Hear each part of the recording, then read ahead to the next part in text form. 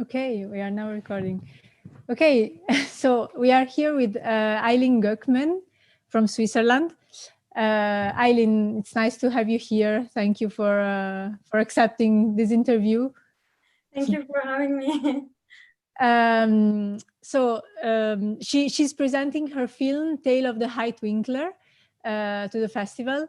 It has been premiered yesterday evening, and it will remain available to watch on the internet until the end of the festival. So for those who have lost it, it's online. You can watch it until the 18th of October. And yeah, I will ask you some questions about your film. At first, I need to say that this film explores, as you wrote, explores the tumultuous relationship that sailors and monks have had with Hoge Blekker, if I pronounce it well, the highest sand dune in Belgium. So over the course of several centuries. So the first question is, why did you decide to make a film about this story?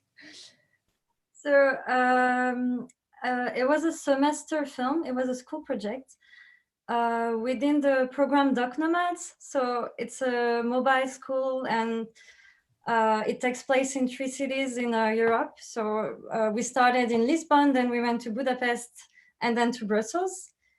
And I had this one semester to make a film in Belgium, and we had one rule.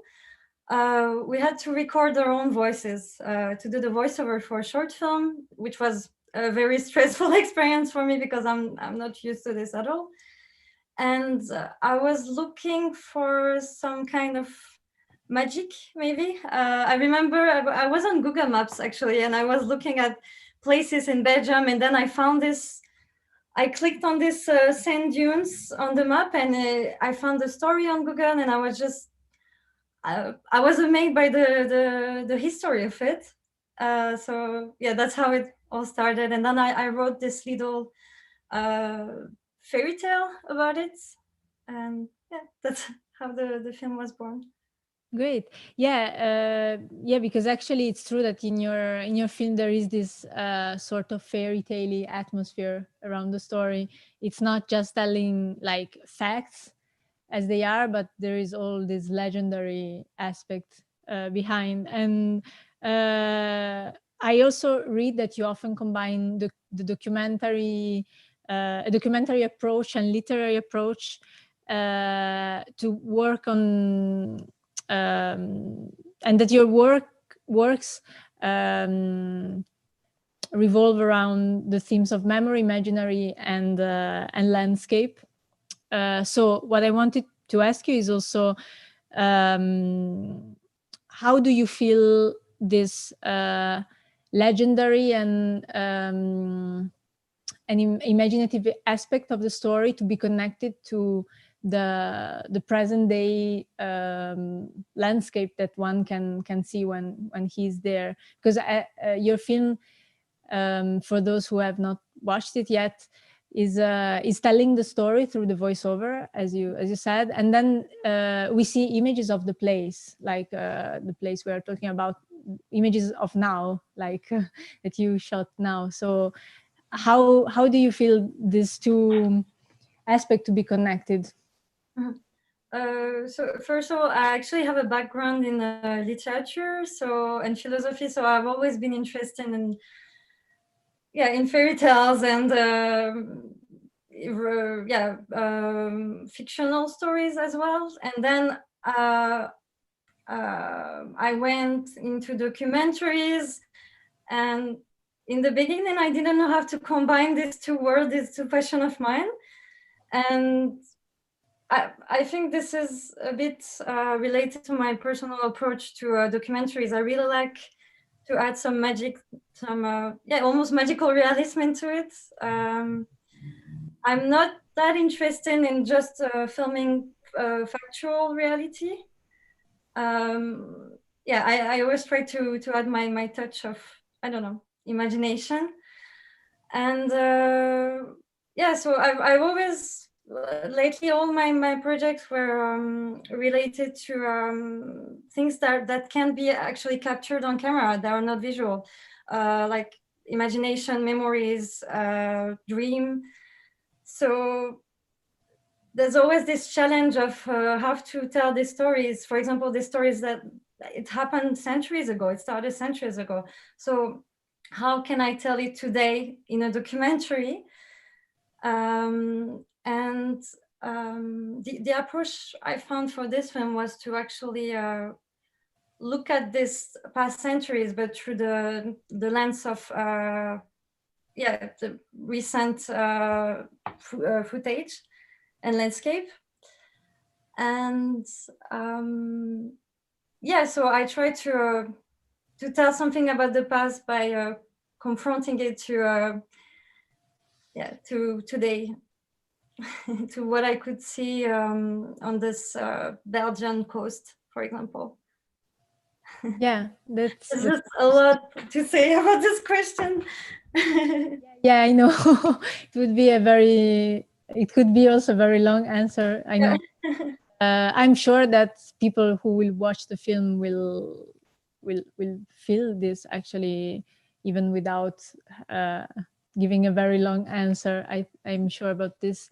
And yeah, it's interesting because, as you said, it's true, it's really a work that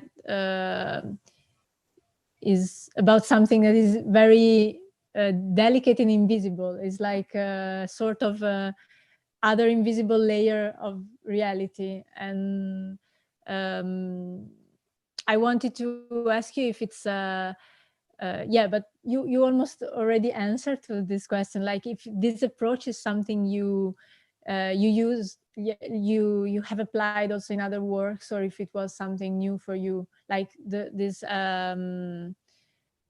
mixture of documentary and So I just had the premiere of my graduation film this summer. We can find again this type of topics in it. It was about a collective trauma related to environmental catastrophes. So in this other film, I used archives and mythology also to express this. And right now I'm working on a subject that is even more challenging, because everything is happening in the mind of this one character. So I've been playing around with Super 8 film to try to give a sense of his sensory memories. It's always very difficult. But I feel like I've been trying to make more like easier films, but I didn't feel this passion. So yeah, always going for this kind of challenging topics, and so. Yeah, every filmmaker put himself in some kind of challenges every time. So yeah, sometimes I'm asking myself why I'm making myself suffering like this, because I feel like it could be easier to just go and just maybe shoot something that's happening. And I always want to film the past or the memories or imagination of someone, the dreams of someone. And also I chose this documentary approach. So yeah, it's not always easy, but I really enjoyed the challenge. And yeah. Yeah. I guess somehow, I mean, this is just my thought at the moment, like probably is also just your way of seeing reality, like you're just probably that's the aspect of reality you're more interested in, and so that's probably why you choose this, I guess. Yeah, so we came to the last question. If you are working on some new projects now in this strange period, like also how this strange period affected your work, like are you working on new projects at the moment? Well, this one, like I said, the latest project I'm working on, it's happening in the memories of someone. So I'm okay with just being myself in a small room with my camera and just trying some things and then meeting him. And so I didn't need a lot of people to make it, but it's true that it's been difficult because I was collaborating with some other people I met abroad. through my work and studies, and everything it's a bit on hold right now. It is a bit worrying, but I think so far we've been adapting very well. I've been to two festivals actually, Locarno, and last week I went to Zurich Film Festival as an industry member, and it's a very, very strange experience. Sometimes we even forget COVID is going on, and then someone takes our temperature, or we have to put the mask, and suddenly we're like, okay, this is still happening. But yeah, I think everyone has been adapting very well, and I'm trying to stay hopeful so far and just wait for the situation to improve. Yeah, I think my classmates, some people that I've been working with that are in other countries are actually struggling way more. Here in Switzerland, it's still kind of okay. So yeah, I'm more empathizing with them right now. Yeah. I wonder, did this situation push you to, how to say, to experiment in different ways than before, or?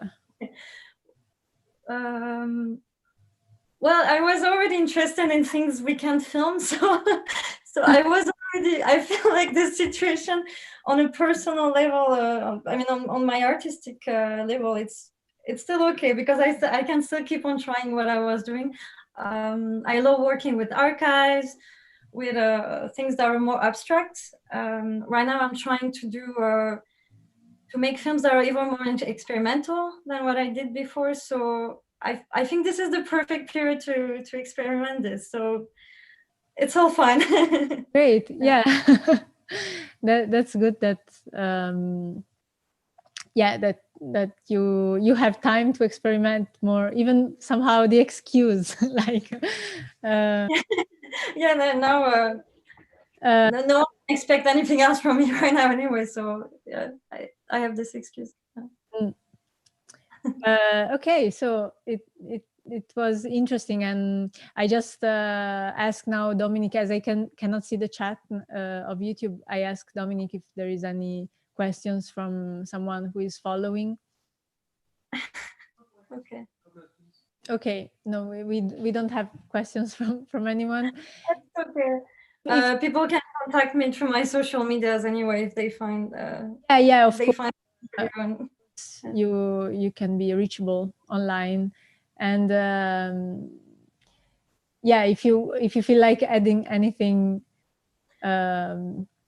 Just thank you, and I hope you're gonna have a great festival despite the circumstances. And yeah, it's a lot of fun. I haven't watched the films yet, but tonight I'm gonna start, and I'm really looking forward. They look really interesting. Great, thank you. Yeah. Thank you, and wish you all the best for your projects. Thank you for being with us today. Bye. Thank you.